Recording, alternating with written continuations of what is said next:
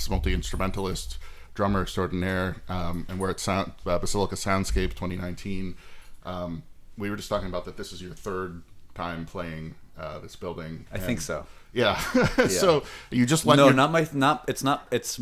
played the building more times, Okay. but it's my third time playing this festival. Gotcha. Yeah, because I've done the drone festival, and I also played this one concert with this kind of like a hired gun thing that happened. Very cool. Yeah. Do you remember who that was, or what the guy's name was Chris Bono, and it was this project he did called Noose. Okay. Nous, and it was like me and Shazada Smiley and Thor Harris and Laraji and some members of these like classical ensembles from the city. It was like a very there was a lot going on. So you were mentioning you're friends with Brandon from Kickstarter, Creative Independent, and Melissa, who owns the place, and obviously you have quite a history from liturgy to all your projects. Your drumming is it's become, I think, a big inspiration for a lot of the newer bands that are playing in that sort of black metal plus sound, the sort of experimental black metal stuff. But you're not in that place anymore. So it seems like I'm wondering, with the energy at Basilica, very experimental, a lot of collaboration. Is that sort of how you work now, or are you doing most of your stuff, in your studio and figuring it out? Do you tend to bring people in, or? Oh yeah, I bring people in. Yeah. I mean, I do both. I work alone a lot, but I always have people come through my studio.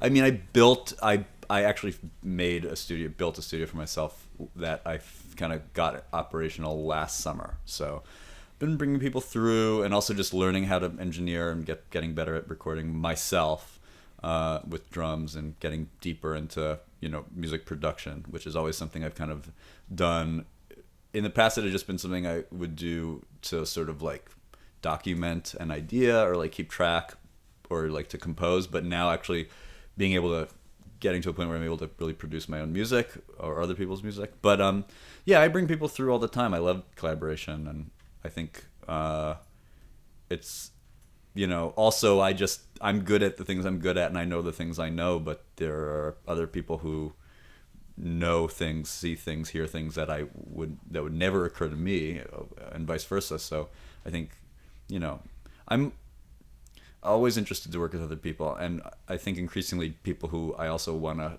spend time with.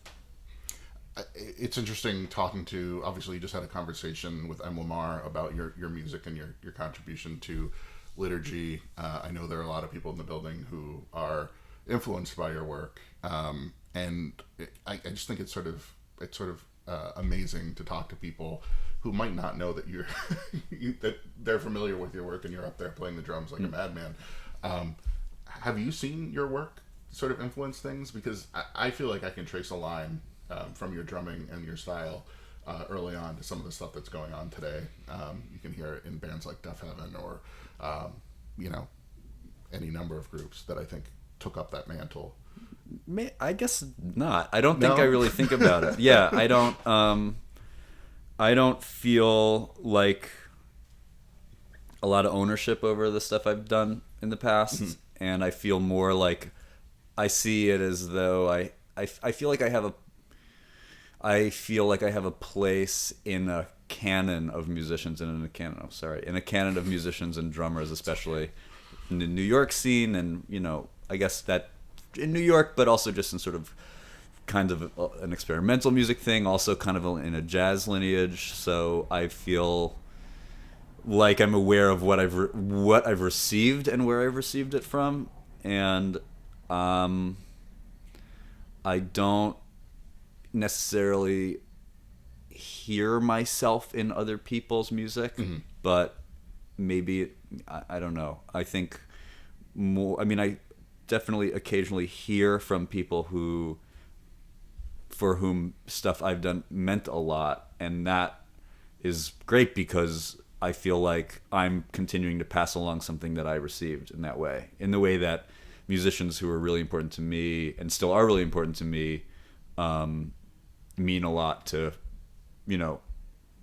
my sort of like figuring out how to be a creative person. I mean, in a lot of ways, being inspired by a recent band or someone like you who operates off a great wealth of musical knowledge, it's a path to the past and other great, artists who have made an impact.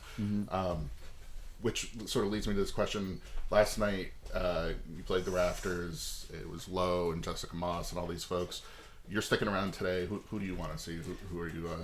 I'd love to see Em Lamar, but I'm not going to be able to stay that late. I'm here. I'm going to see The Body. They're good friends, and I just want to say hi to those guys and hear the set. And then I'm gonna.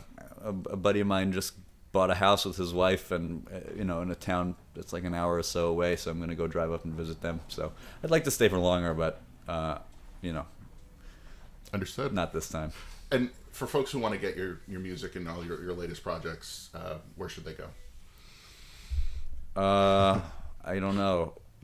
Directly to me? I mean... Call you up, or do you have a Bandcamp or anything? There's a Bandcamp, okay. And then there's, like a website and stuff. I mean, obviously things are on streaming websites and all that, or apps or whatever. But, I mean, I'm, I have some new things coming out, some that are finished and just sort of awaiting mastering and stuff, and then some new band. I have a new band that I'm not going to talk too much about because it's not ready to be talked about, but it's when that is ready. Have you does it fit into a style that you've played? Do you have any? Not much of what I do really does. Gotcha. It's so funny getting asked that question.